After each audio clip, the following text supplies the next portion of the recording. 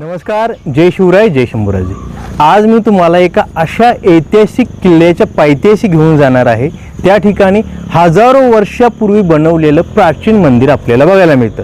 मंदिराच्या आतमध्ये असलेली दुर्मिळ आणि जुनी मूर्ती जगामध्ये एकमेव आहे। अशी मूर्ती आपल्याला कुठेही बघायला मिळत नाही आणि मिळणार सुद्धा नाही। कारण तुम्ही भारतामध्ये कुठेही गेला तर तुम्हाला हनुमंताच्या मंदिरामध्ये हनुमंत गदा घेऊन उभे असलेले बघायला मिळतात। पण या ठिकाणी असलेली जुनी मूर्ती हातामध्ये गदाऐवजी फूल घेऊन असलेले आपल्याला बघायला मिळते। आणि ही मूर्ती कशाचा संदेश देते हे सर्व काही आपण त्या ठिकाणी जाऊन बघायचे आहे। आणि सर्वात महत्त्वाची गोष्ट म्हणजे मंदिराच्या मागे खूप मोठ्या दगडांच्या शिळा लाखो वर्षापासून ज्वालामुखीचा उद्रेक झाल्यामुळे तयार झालेल्या आहेत। त्या दगडांच्या शिळा कशा आहेत आणि एकसारख्या हजारो लाखो वर्षापासून मंदिराच्या मागे कशा उभ्या आहेत हे देखील आपण जवळून बघायचे आहे। आणि त्याच एका दगडामधून हनुमंताची मूर्ती कोणी कोरली आणि कशी कोरली हे सर्व आपण प्रत्यक्षात त्या ठिकाणी जाऊन बघायचं आहे।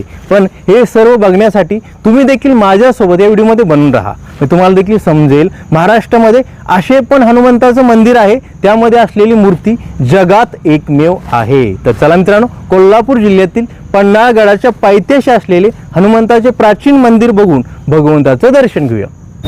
पन्हाळगडावरील हा 3 दरवाजा आहे आणि गडाच्या पायथ्याशी पोहोचण्यासाठी आपल्याला या 3 दरवाजामधून प्रवास करत बाहेर जावे लागते। गडाच्या खाली जी गावे आहेत तिथून माणसे या 3 दरवाजामधून गडावर एंट्री करतात। बघू शकता तुम्ही हा भव्य 3 दरवाजा कसा आहे। 3 दरवाजामधून बाहेर पडण्यासाठी आपल्याला 2-3 मिनिटाचा वेळ लागतो। एवढा भव्य हा 3 दरवाजा आहे, म्हणजे तिन्ही द्वारने मिळून बनलेला दरवाजा।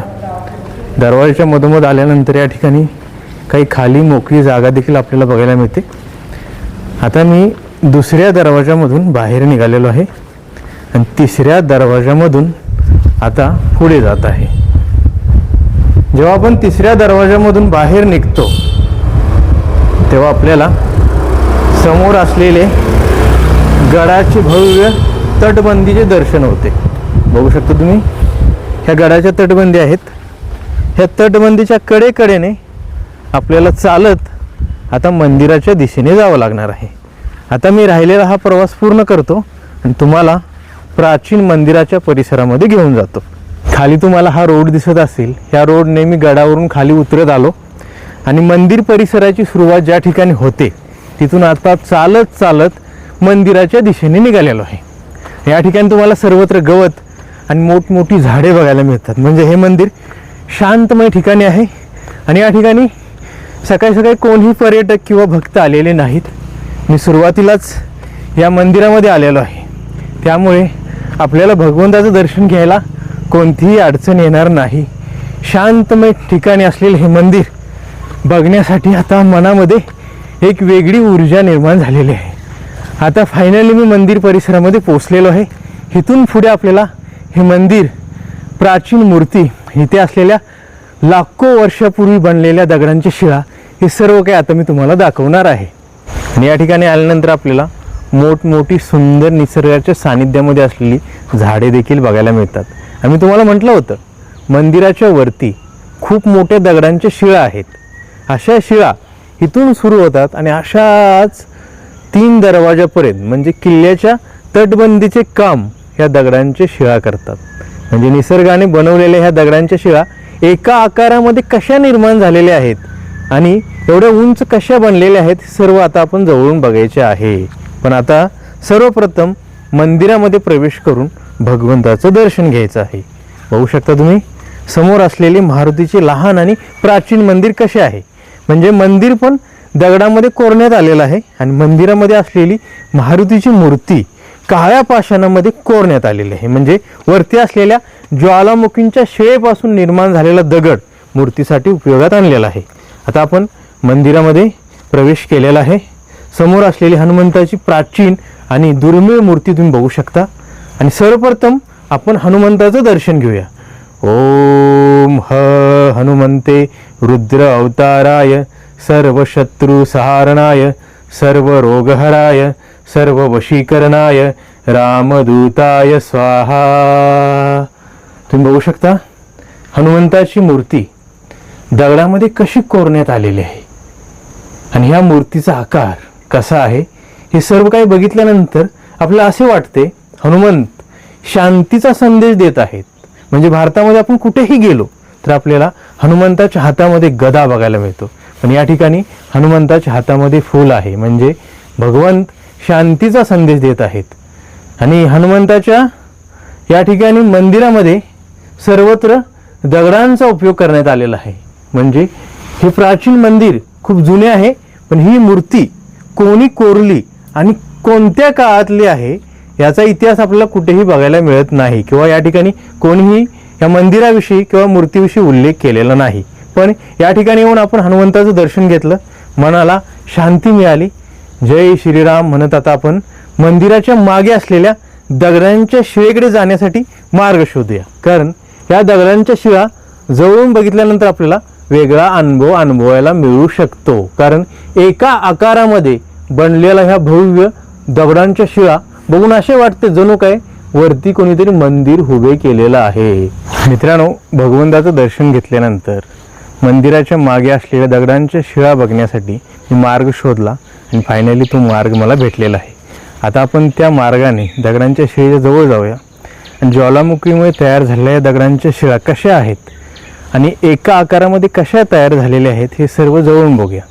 पण हा मंदिर परिसर सर्वत्र झाडांनी पॅक असल्यामुळे या ठिकाणी आल्यानंतर भगवंताचं दर्शन घेतल्यानंतर मनाला जो आनंद मिळतो तो शब्दात सांगण्यापलीकडचा आहे. कारण या ठिकाणी सर्वत्र शांतमय आणि भक्तिमय वातावरणाचा सुंदर अनुभव आपल्याला अनुभवायला मिळतो.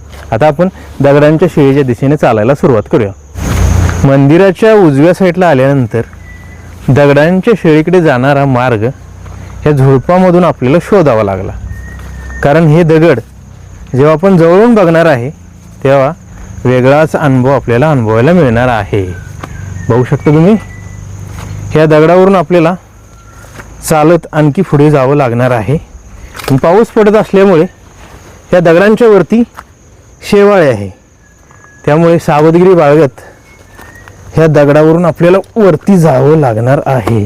कारण पाय घसरत आहेत तरीसुद्धा आपण फायनली ह्या दगडांच्या जवळ जाण्याचा प्रयत्न करत आहे. बघू शकता मित्रांनो, हे दगड कसे निसर्गाने बनवलेले आहेत आणि हा दगड शेवाळीने पॅक झालेला आहे. वरती पाय ठेवता येत नाही, तरीसुद्धा ह्या झुडपाला पकडून ह्या दगडांच्या शिळा मी तुम्हाला दाखवण्याचा प्रयत्न करत आहे. असे वाटते हे दगड कधी खाली गोलटू शकतात, पण लाखो वर्षापासून ह्या दगडांच्या शिळा आहे तशा उभ्या आहेत. समोर असलेला दगड कसा एकत्रित म्हणजे एकटाच उभा आहे. हे सर्व काय बघितल्यानंतर निसर्गाचा चमत्कार आपल्याला अनुभवायला मिळतो. बघा, एकसारख्या बनलेल्या दगडांच्या शिळा कशा उभ्या आहेत.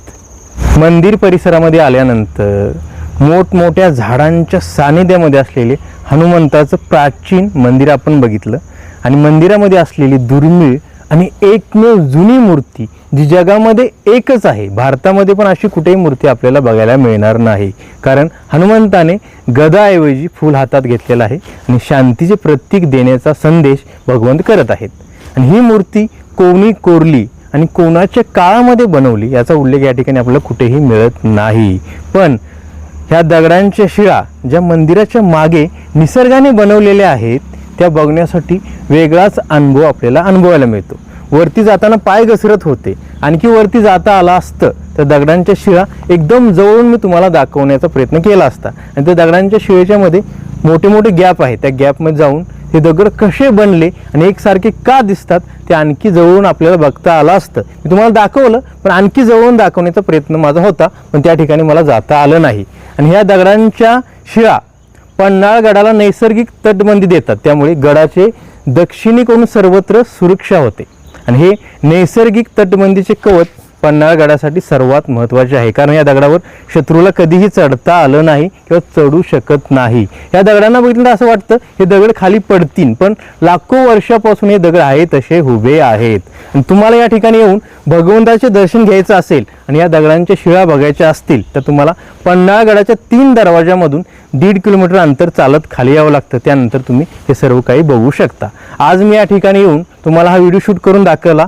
भगवंताचं दर्शन घडवून आणलं. दुर्मिळ आणि जगात एकमेव असलेली हनुमंताची मूर्ती देखील मी तुम्हाला दाखवली. हा व्हिडिओ तुम्हाला कसा वाटला मला कमेंट करून नक्की सांगा. आणि असेच नवनवीन मराठी व्हिडिओ बघण्यासाठी चॅनलला सबस्क्राईब करा, शेअर करा, लाईक करा आणि बेल आयकॉन दाबून नोटिफिकेशन ऑन करा. पुन्हा भेटू अशाच नवीन मराठी व्हिडिओसोबत.